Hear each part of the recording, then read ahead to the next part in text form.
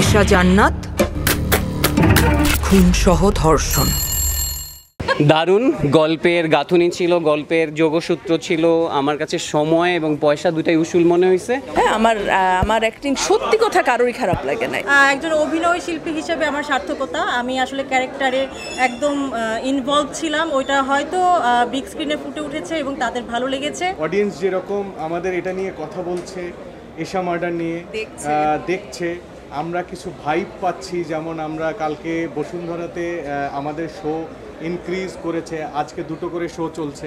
হ্যাঁ, তো এই যে জিনিসগুলো, এগুলো ভালো লাগাই এবং আমি আশা করছি যে পরবর্তী দিনগুলোতে আরো অনেক অডিয়েন্স আসবে। মুভিতে যে লাইক থিমটা আছে, একটা থ্রিল, দেন আসে কালমনেস, দেন আবার থ্রিল, দেন আসে flashbacks. So like the complication, আচ্ছা, so it's like typically rare to find Bangla মুভিসে।